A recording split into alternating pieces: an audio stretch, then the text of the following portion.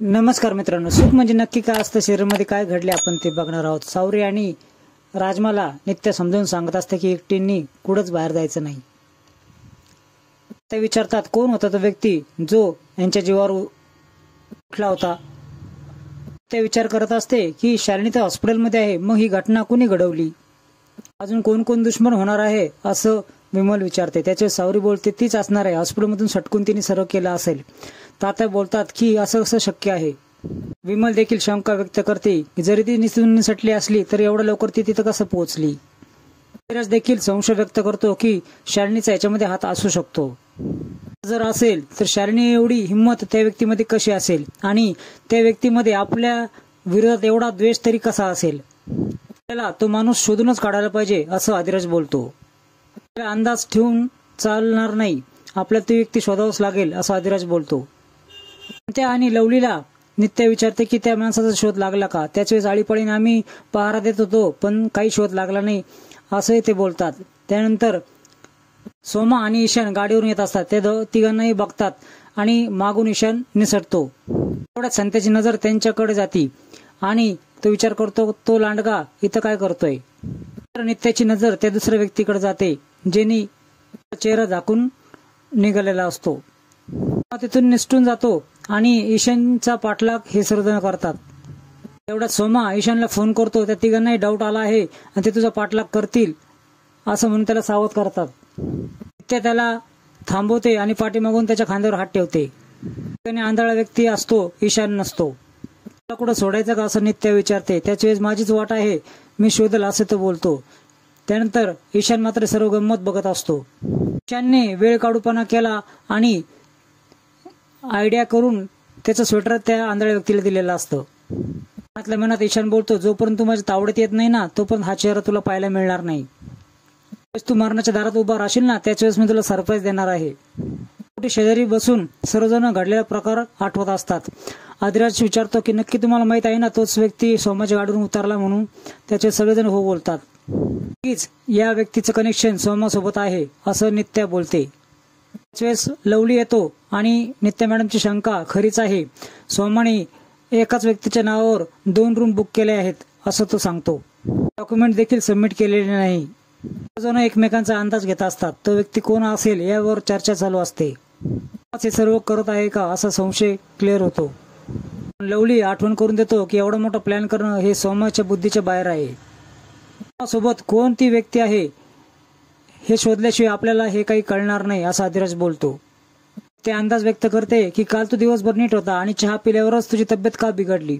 अधिराज विचार करतो की चहावाल्याने काही केलं असेल का।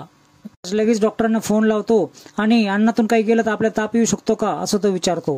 म्हणजे तो व्यक्ती आपल्या समोरच आला असणार आहे आणि आपल्याला चहातून काहीतरी दिलं असणार आहे असं नित्या बोलते। म्हणजे तो व्यक्ती आपल्या खूप जवळ आला आहे हे क्लिअर होतंय। आता खूपच लक्ष द्यावं लागन यासाठी संत्या आणि लवली तिथून निघून जातात। अंदाज व्यक्त करतो की नक्कीच ती व्यक्ती आपल्या जवळची आहे। इकडे शालिनी ईशानच्या कानामागं मारते आणि तुला सोडवण्यासाठी मी काय काय केलंय तुला माहित आहे का, कोणाकोणाच्या पाया पडलं हे तुला माहित आहे का, एका गोष्टीची काळजी घेता येत नाही का असं ती त्याला प्रश्न करते। मला काय माहित आहे की ते तिघं माझ्या वाट्यातच उभे असतील असं ईशान सांगतो। त्याच वेळेस माझं वेडपाचं नाटक उघडकीस आणण्यासाठी ते आकाश पातळ एक करतील असं शालिनी बोलते। ती धावपळ करत आहे हे सर्व पूर्ण करण्यासाठी आणि तुम्ही असल्या चुक्या करून मला उघडकीस आणणार आहेत का असं शालिनी पुन्हा विचारते। परत अशी चूक करू नका नाही तर जिवंत सोडणार नाही तुम्हाला अशी ती दोघांनाही धमकी देते।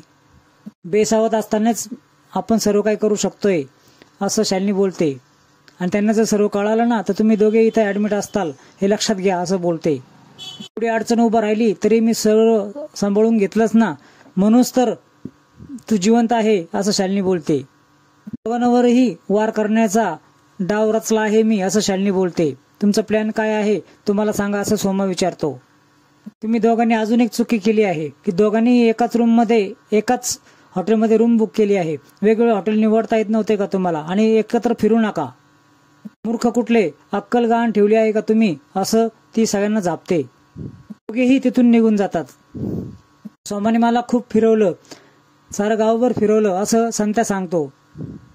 लवलीला पण कॉन्फरन्सवर घेतलेलं असतं आणि तो बोलतो की सोमा अजून हॉटेलवर आलेला नाही. बोलतो की सोमा हॉस्पिटलमध्ये एकटाच आहे, त्यांना कोणीच भेटलं नाही.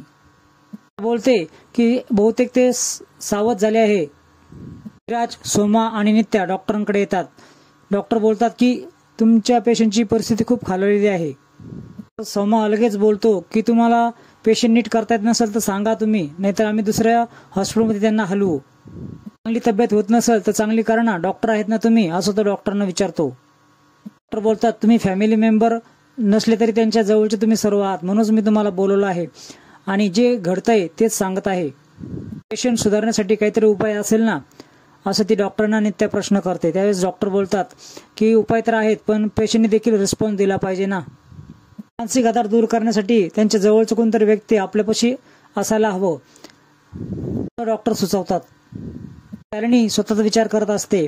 शालिनी आहे मी, स्वतःलाच मी इथं पिंजऱ्यामध्ये बंद करून घेतला आहे. शिकार करायला बाहेर जाऊ नाही शकले म्हणून काय झालं, मी त्या शिकारलाच पिंजऱ्यामध्ये बोलवणार आहे. नित्य आणि आदिराजला बघून शालिनी भिंतीवर डोकं आपटू लागते. पुढे येते आणि रागेल ना तुम्हाला, असं काय करताय असं ती शालिनीला प्रश्न करते. नर्स त्यांना आवरते आणि आदिराज आणि नित्याला बोलते की मागच्या वेळेस तुम्ही इथं आला होता त्याच वेळेस पुन्हा ती व्हायलंट झाली होती, आता तुम्ही परत इथं कशाला आला आहात.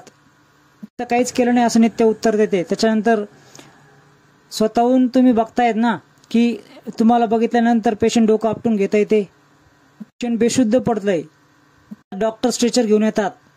विचारतो हे काय चाललं आहे. त्याच्याच नित्य बोलते आजपर्यंत हिने भरपूर नाटक केले आहे, पण जीवावर बेतल स्वतःच्या असं काय तिने कधी केलं नाही. हे सर्व खरं असावं असा आदिराज अंदाज व्यक्त करतो. तिचं मानसिक संतुलन खरंच बिघडलं आहे का असं नित्य उत्तर देते. सध्या फक्त जखमांना ट्रीट केलं आहे, पण मेंदूला काही झालं आहे की नाही ते स्कॅन करूनच कळलं असं डॉक्टर त्या दोघांनाही सांगतात. सांगता येणार नाही पुढे काय होईल ते असं डॉक्टर बोलतात. नित्य अंदाज काढण्यासाठी विचारते की तिच्या जीवाला काही धोका आहे का. त्याच्या तसं काही नाही असं डॉक्टर बोलतात. मित्रांनो, पुढील भागामध्ये तुम्ही बघणार आहात की तात्या नित्याला बोलतात की तुझ्या अशा अवस्थेमध्ये शालिनी बरोबर राहणं योग्य नाही. तोच चांगुलपणा नित्याला भारी पडणार आहे असं म्हणून ती एका बाहुलीवर चाकूने वार करते.